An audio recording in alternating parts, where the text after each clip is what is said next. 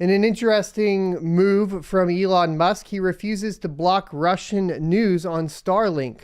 I have been talking about this previously where I said I did get Starlink for my backup because I don't trust that the ISP will continue to allow me to mine in the case it's heavily regulated. And it looks like I made a good choice in pre-ordering it because it does seem like Musk would be less likely to start getting rid of my connection based on my usage surrounding cryptocurrency.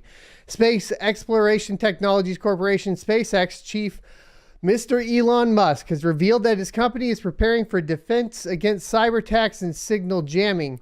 SpaceX operates its Starlink satellite internet constellation throughout the globe, and Musk came into the spotlight last week when he announced that his company would ship Starlink user terminals to the conflict region of Ukraine in response to a request from the country's vice prime minister. Since then, the terminals have made their way into Ukraine, and Starlink is providing internet connectivity to emergency services and others who might need it. Musk outlined that Starlink has also been requested by governments to block Russian state-sponsored media outlets and declined to do so. All right, a little bit of light today at the end of these tunnels. Musk's comments were made on the social media platform Twitter just moments back when he shared two tweets that described new measures SpaceX is taking in response to the rapidly changing environment in Ukraine. These will slightly delay Starlink's plans to launch second-generation satellites, which have been a bone of contention for several rivals, and develop its Starship launch vehicle system.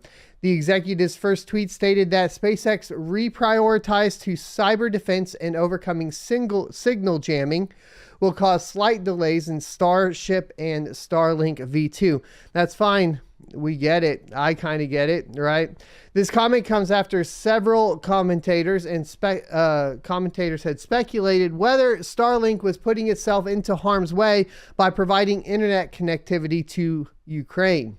According to Musk's own words, the user dishes his company has shipped to Ukraine are vulnerable to cyber attacks, particularly since they are the only ones that are providing connectivity in some regions of the country. He also admitted that the dishes are vulnerable to cyber attacks since Starlink's rival Viasat saw its equipment, quote, rendered permanently useless, end quote, in the immediate aftermath of the Russian invasion.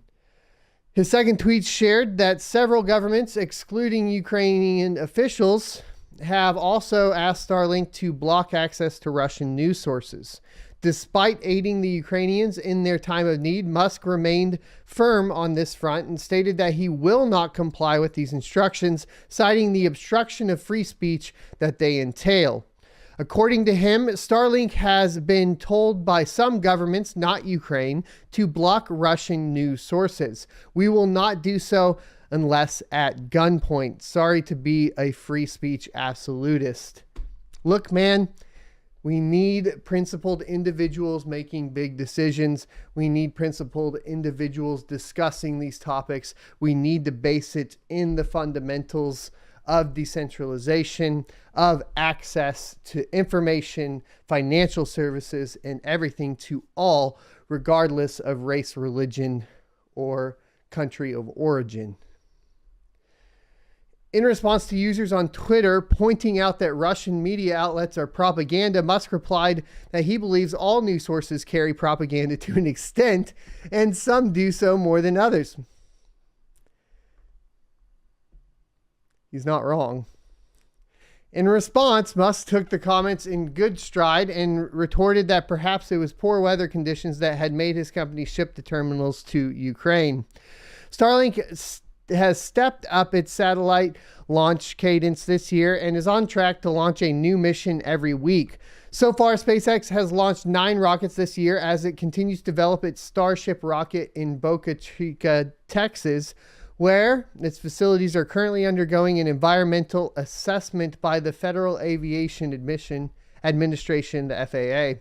For more on Starlink in Ukraine, take a look at these. So, I think I pretty much said everything here that I already feel like needed to be said, But to sum it up, essentially what we have is the request of governments, etc., to internet service providers to shut down access to specific regions.